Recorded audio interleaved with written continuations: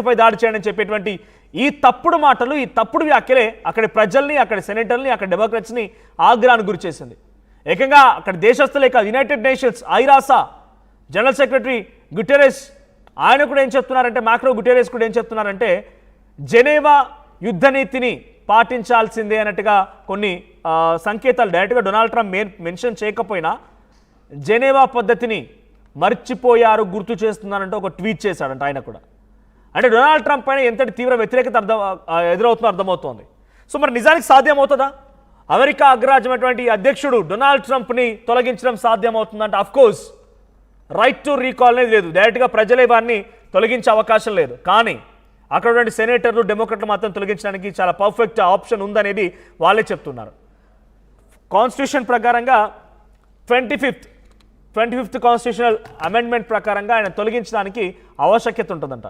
So అలా ఎలా ఉంటుందనేది అక్కడ కాన్స్టిట్యూషన్ ప్రకారంగా ఏందనేది మళ్ళీ డీటెయిల్గా చెప్పే ప్రయత్నం చేస్తాను. బట్ 25వ సవరణను ఉపయోగించి అధ్యక్ష పదవికి అనర్హుడిగా ప్రకటించాలని డెమోక్రట్లు మొదటిగా మాటగా చెప్తున్నారు.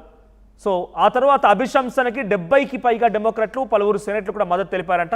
సో ఇవన్నీ కూడా కలగలిపి డొనాల్డ్ ట్రంప్ని ఆ కుర్చీ నుంచి పక్కన పెడితేనే అమెరికా కొంత ప్రపంచ దేశాలతో కలిసి నడవగలుగుతుంది. లేదంటే కనుక డొనాల్డ్ ట్రంప్ చర్యల మూలంగా పూర్తిగా అమెరికా మొత్తం కూడా తీవ్ర నాశనం అవ్వబోతుందనేది డెమోక్రట్లు అక్కడ దేశస్తులు భావిస్తున్నారు.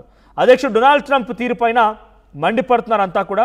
సో రాజ్యాంగంలోని 25వ సవరణ ప్రయోగించి క్యాబినెట్ ఆయనను పదవి నుంచి అనర్హుడిగా ప్రకటించాలి లేదా కాంగ్రెస్ ఆయనపై అభిశంసన తీర్మానం ప్రవేశపెట్టి దోషిగా నిర్ధారించాలనేది భావిస్తున్నారు.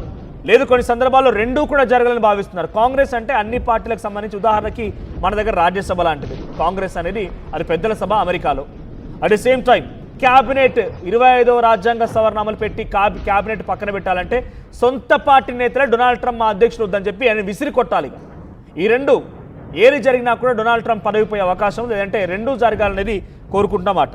సో ఇటు ప్రతినిధుల సభ సెనేట్ సమావేశం కావాలి, అధ్యక్షుడి పైన అభిశంసన తీర్మానాలను ప్రతినిధులు సభలో ఆమోదించాలి. ఆ తర్వాత అధ్యక్షుడిని సెనేట్ దోషిగా నిర్ధారించి పదవి నుంచి తొలగించడాన్ని ఓటింగ్ జరిపించాలి లేదా క్యాబినెట్ ఉపాధ్యక్షుడు కాంగ్రెస్ ఆమోదంతో 25వ సవరణ ప్రయోగించి ట్రంప్ను తొలగించాలి. ఈ రెండు ఆప్షన్లు ఉన్నాయి. సో 25వ రాజ్యాంగ సవరణకి దాదాపుగా 70 మంది సెనేటర్లు డెమోక్రట్లు మొత్తం కూడా అందుబాటులో ఉండి వాళ్ళు సంపూర్ణ మద్దతు ఇస్తామని చెప్తున్నారు. మనం 25వ రాజ్యాంగ సవరణ ప్రయోగించి ట్రంప్ను తొలగించాలనేది అక్కడటువంటి కొంతమంది చెప్తున్నమాట. ది సేమ్ టైం జెనీవా ఒప్పందాలను కూడా బహిరంగంగానే ఉల్లంఘించడం కింద అవుతుంది. ఇది పూర్తిగా నాగరికతను, ఒక దేశ నాగరికతను మొత్తాన్ని అంశం నేను అంతు చూస్తాను అంతం చేస్తానటువంటి మాటలు ఇది పూర్తిగా పరాకాష్ఠకు చేరింది అనే పిచ్ అనేది డొనాల్డ్ ట్రంప్ విషయం పైన అక్కడ సెనేటర్లు భావిస్తున్నారు. ఇక అధ్యక్ష భవనం వైట్ హౌస్ ఇప్పటివరకు ఎటువంటి అఫీషియల్ స్టేట్మెంట్ ఇవ్వలేదు. వైట్ హౌస్ నుంచి డొనాల్డ్ ట్రంప్ విషయంలో ఎటువంటి అఫీషియల్ స్టేట్మెంట్ రాలేదు, ఎటువంటి అఫీషియల్ బహిరంగ పరిచయం దానికి ఖండిస్తూ కానీ దానికి సపోర్ట్ కానీ ఎక్కడ స్టేట్మెంట్ ఇవ్వలేదు. సో డొనాల్డ్ ట్రంప్ ఒక రకంగా ఈ యుద్ధానికి సీజ్ఫైర్ దిశగా అడుగులు వేయడానికి ఇది కూడా ఒక ప్రధాన కారణమై ఉంటుంది. ఆయన వచ్చింది కాబట్టి సీజ్ఫైర్ అంటూ బహుశా ఆగి ఉంటాడు. ఒకటా రెండా ఏడాదిలోనే బర్త్ రైట్ సిటిజన్షిప్ని క్యాన్సిల్ చేసి ఒక చర్చకు దారితీశాడు. బర్త్ రైట్ సిటిజన్షిప్ పోయింది. H1B వీసా కోసం $1,00,000 ఇంపోజ్ చేశాడు, అది పోయింది. ఇలా ఒకటా రెండా చాలా భయంకరంగా దారుణమైనటువంటి సంఘటనలు అన్నీ కూడా చోటు చేసుకున్నాయి డొనాల్డ్ ట్రంప్ పరిపాలనలో కేవలం ఏడాది కాలంలోనే. టారిఫ్లు, కోల్డ్ వార్స్, రష్యా ఉక్రెయిన్ యుద్ధాన్ని ఆపుతానని చెప్పి లేనిపోయిన గొడవ రాద్ధాంతం సృష్టించడం, భారత్కి వ్యతిరేకంగా మాట్లాడడం, చైనాపై 200% టారిఫ్ విధించడం, ఇలా ప్రతిదీ కూడా డొనాల్డ్ ట్రంప్ దేశస్తులే అక్కడ సిటిజన్సే వ్యతిరేకించి ఈడ్చి చార్చి కొట్టాలనే రకంగా ఆగ్రహం వెలగెక్కారు. ఇప్పటికైనా డొనాల్డ్ ట్రంప్ సరిగ్గా ఉండకపోతే ఈ రాజ్యాంగ సవరణ 25 ప్రకారంగా కానివ్వండి, అభిశంసన విధంగా రెండు విధానాల్లో కూడా డొనాల్డ్ ట్రంప్ని పక్కన పెట్టడానికి కానీ డొనాల్డ్ ట్రంప్ని ఇసిరి పారడానికి కానీ అక్కడ సెనేటర్లు డెమోక్రట్లు కాంగ్రెస్ సిద్ధమవుతోంది. సో డొనాల్డ్ ట్రంప్ బహుశా దీనికి భయపడే యుద్ధాన్ని ఆపేసుకున్నారేమో, కానీ అది ఎంతవరకు ఉంటుంది, కంట్రోల్ ఎంతవరకు ఉంటాడో చూడాలి. ఇంకా సుమారుగా 4 ఏళ్ళు 5 ఏళ్ల పరిపాలన ఉంది. మరి ఆయన పరిపాలనలో ఇంకా ఎటువంటి దారుణాలు చూడాల్సి వస్తుంది, ఇంకా ప్రపంచ దేశాలు ఎన్ని రకాలుగా ఇబ్బంది పడాల్సి వస్తుందోనని చాలా వరకు భయపడడం ప్రపంచ దేశాలే కాదు అమెరికన్ సిటిజన్స్ కూడా భయపడిపోతున్నారు.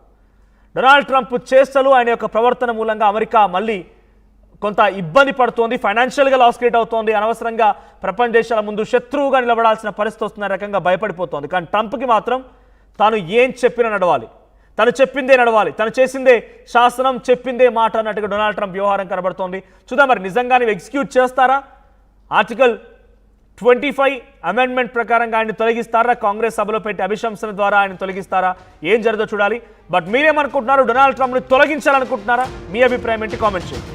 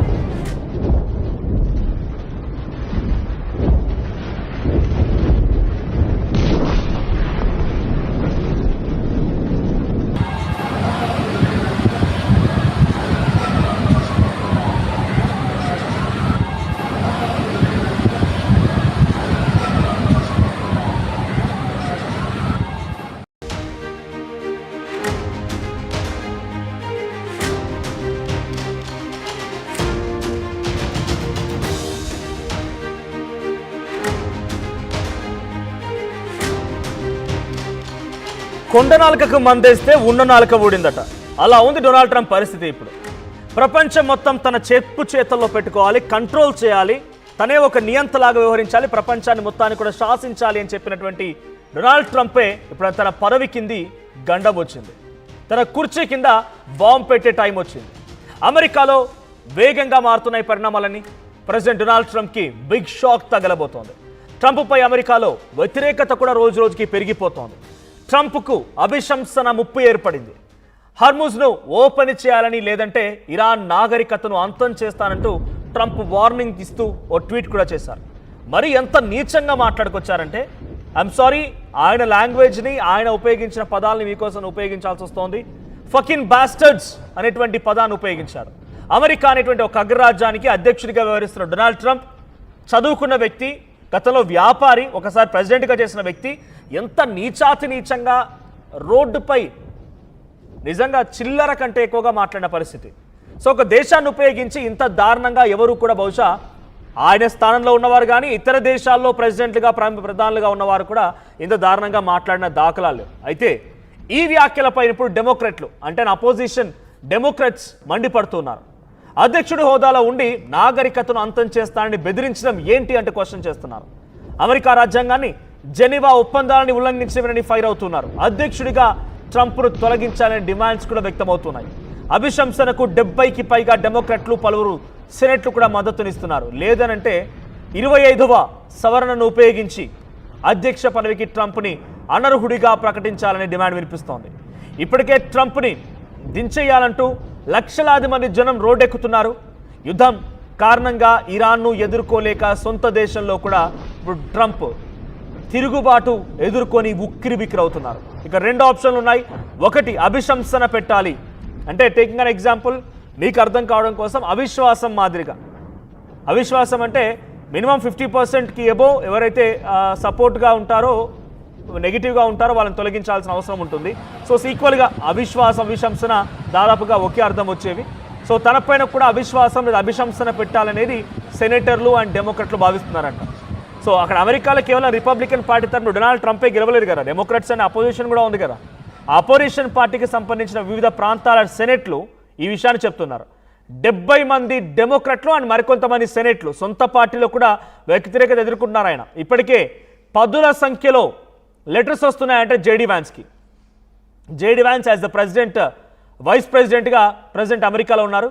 సో ఆయనకి 10ల సంఖ్యలో లేఖలు వస్తున్నాయంటే బికాజ్ డొనాల్డ్ ట్రంప్ యొక్క మూలంగా అమెరికా దేశం మొత్తం తీవ్రంగా నష్టపోతోంది. డొనాల్డ్ ట్రంప్ని ఇప్పటికైనా కట్టడి చేసి ఆయన ఆ స్థానం నుంచి పక్కకు కూర్చోబెట్టకపోతే మరింత తీవ్రమైనటువంటి నష్టాన్ని అమెరికా చవి చూడాల్సి వస్తున్న రకంగా వార్నింగ్తో కూడిన మెసేజెస్ని, లెటర్స్ కూడా జేడీ వ్యాన్స్కి పంపిస్తున్నారంట. ఒకరిద్దరు కాదు, 10ల సంఖ్యలో లేఖలు వస్తూ ఉన్నాయి.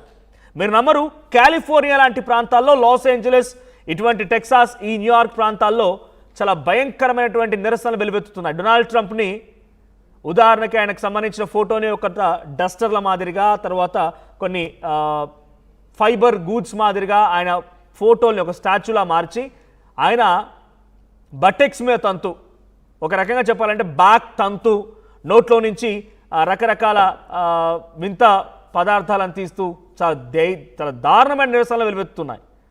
చాలా భయంకరమైన నిరసనలు. డొనాల్డ్ ట్రంప్కి వ్యతిరేకంగా ఆ స్థాయి నిరసనలు బహుశా అమెరికా అధ్యక్షుడిగా పనిచేసిన ఎవరికి కూడా రాలేదేమో. అతి తక్కువ కాలంలో కేవలం 7 ఏడాది కాలం పూర్తి చేసుకొని ఒక 2 నెలలు అవుతుందంతే. ఈ అతి తక్కువ కాలంలోనే భయంకరమైనటువంటి దారుణమైన నిరసన డొనాల్డ్ ట్రంప్ ఎదుర్కొంటున్నారు. ఇక్కడ నిజానికి అమెరికన్స్ ఏం భావిస్తున్నారంటే ఇజ్రాయెల్కి ఇరాన్కి గొడవ. అసలు ఇరాన్కి గొడవ ఏంటి కారణం? ఇజ్రాయెల్ కొంత సౌత్ అండ్ లెబనాన్ని స్వాధీనపరుచుకుంది. ఆ తర్వాత అక్కడ కొంతమంది పలిస్తానీ సంబంధించి సపోర్టర్స్ అందరినీ కూడా వెళ్ళగొట్టే ప్రయత్నం చేసింది. హెజ్బుల్లా అనేటువంటి సంస్థ పుట్టింది. హెజ్బుల్లాకి